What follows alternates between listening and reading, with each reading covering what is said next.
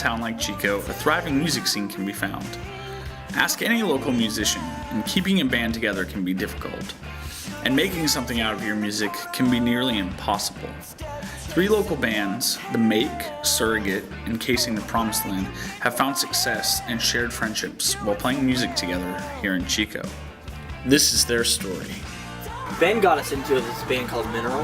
That's when like emo was still underground, like the first beginnings of emo. Like Sunny Day Real Estate, Mineral, and I hated it at first, but I don't know why or how, but I grew to like it because I was around Ben and Trevor all the time. And anyway, so I started kind of writing stuff. And the Beatles influenced everybody I like, but I don't necessarily like the Beatles. Like it's got to have some sort of heart. And it's got to have some sort of storytelling that I can just like grasp onto. And I mean that's always like Seeger, Springsteen, newer bands like Gaslight Anthem. You know, like that dude. Classically, one of my favorite artists is Bob Dylan. He probably, or that, I don't know, at least has somewhat of a major influence on it. However, as far as Surrogate goes, David Bazan or Pedro Lamayan was his old band before going solo. Band of Horses and that kind of style. You know, you could definitely see some of that. We started playing first in this band called Paper Trees. And then I think it was like right when we got out of high school or late high school, we decided to kind of branch off and start this band number one.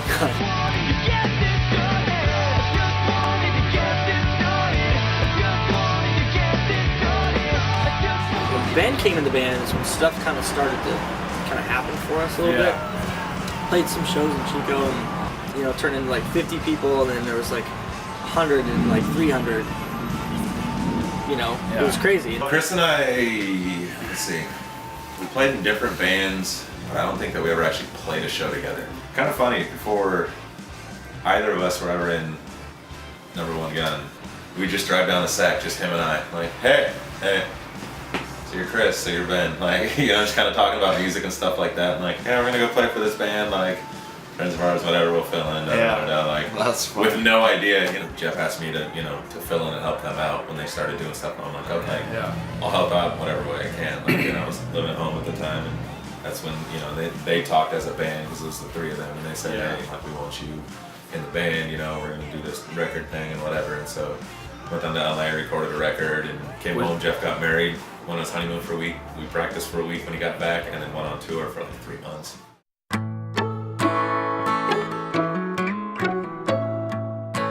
Over the course of the last 4 months, we followed these 3 bands while they all worked on new records, rehearsed, and prepared for upcoming shows. Most of the members from all 3 bands have been playing music together on and off since high school, and it's immediately obvious that there are great relationships and a mutual respect for each other's music. I grew up in Chico, California. Band is definitely not the only thing I do. I actually got my teaching credential from Chico State, so now I teach high school social science classes. I teach them U.S. history and government and economics. You know, they go through the whole thing. I think for myself and a lot of my friends, like this band Hey Mercedes came out with an EP, and it was just like, oh, those 4 songs are unreal. You know? So I've always liked the idea of just EPs. Yeah. And so I'll just, you know, like 4 to 6 songs. 4 to 6 songs, just to the point, 4 heaters, boom, there you go. They didn't want more. I kind of write in waves, kind of write like, okay, these songs, and then I'll kind of write a different mood, and I'll kind of get in that mood and write something like that. How many times have you put on a record and been like, man, I wish it was, you know, it reminds you of like summer. How many times have you put on a record and been like, when it was freezing cold and that rainstorm and the power went out, you know, something like that, you know what I mean? We formed this band called The Make, and you know, less than a year ago. It's been awesome so far, you know. Everything's gone really fast. We've kind of skipped over some huge speed bumps that we would have gone over if we were a brand new band, but because we've done it in the past, we know to stay away from certain things. Me and Trevor and Sarah work so well together, we don't want to touch it, add anybody else's opinion. It's been awesome. We just did a really good tour. It was our first tour, you know, and we went out with a band called Mayday Parade, which is a really good band and nice dudes. It wasn't really the ideal market for our band, but at the same time, we did really well on that tour. Kids liked it. Aaron had come to me and Trevor about 2 years ago. He was trying to start a record label. He knows you know, some band dudes that he came home to, and then he kind of, I think, put that on the back burner for a little bit. You know, he has this thing called football.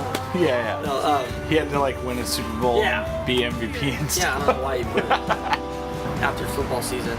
Literally, we just kind of came together in almost the same conversation. Like, I'm starting this band, and I'm starting this label now. And it was like, let's work together. Let's create this rad situation where we're all friends working together and do what we want, you know? So it was a really cool thing. We, you know, did a music video for that song Get It, and we did that tour, and you know, we just got done recording our first full length that we were really excited about, so yeah.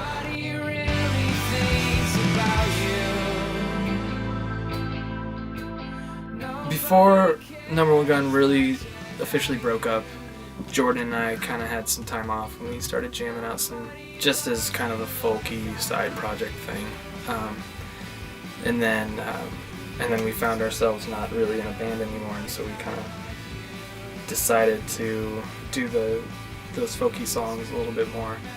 Actually, the first Surrogate show was the four of us. It was Jordan and I, then Daniel Martin, and Trevor. How many years in a row have you guys won the Cammys? We won the best album, but we didn't win last year. Oh wait, we did win last year. That's right, we weren't there to win it. Yeah. Oh, really? We're assholes, it just kind of happened. Yeah. But yeah, we all like forgot about it. It just didn't show up. All right, what do you got, Daniel? We got The Fence, Can't Go Home, and Settle Down. We probably need to do at least like, I mean, like do 10 plan, or 11 or plan 12. for 2 bands, I would say 12 or 13. What is this place like? It's a studio, right?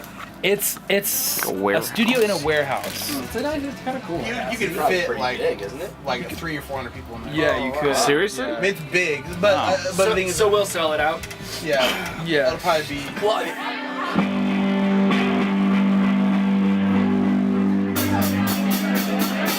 You know, I mean, I think there's various stages of success, and I think it depends on what you want to do with your band. Personally, I think that we, as Surrogate, have been very successful in that we've got to play music together for like 5 or 6 years now. And you know, we get to play shows around town, and you know, we've made enough money to sustain the band part of our lives. That's another part, you know, that we've got to do is put out a couple albums and an EP now. And so, you know, I think that we've been successful in that extent, you know, and I think that that's really what we want to do, is just be able to play music and have fun doing it. And play music that, you know, people want to come listen to. In order to tour and all that stuff, you know, full time and enough to really make it, I feel like you can't really have a day job or have something that's holding you back, because you really don't got to go out on the road, you know, full time. But in order to go out on the road full time, you have to be making enough money to not have a job at home. For us, though, at least for now, it's just getting to write and record music and get it out to people. Call my place after night. The goal when we first started Surrogate, it was sort of like a decompression from the last few years being a Number One Gun, being gone 9 or 10 months out of the year, not being able to see girlfriends and wives and stuff all that much. So Jordan and I had kind of set out for this to be, like you said, like a super hobby. Like maybe we could make a little bit of money on the side, and do tours every once in a while, but it wouldn't be like our livelihood. People in home make their way, resurrection creep. The Make just finished recording their debut record that will be released in the coming months. And Surrogate is in the process of recording their 4th studio album. Casing the Promised Land is finishing an EP with the help of Chris Keane. And all 3 bands will be playing throughout Northern California over the summer. Work? Sick. I'm coming in.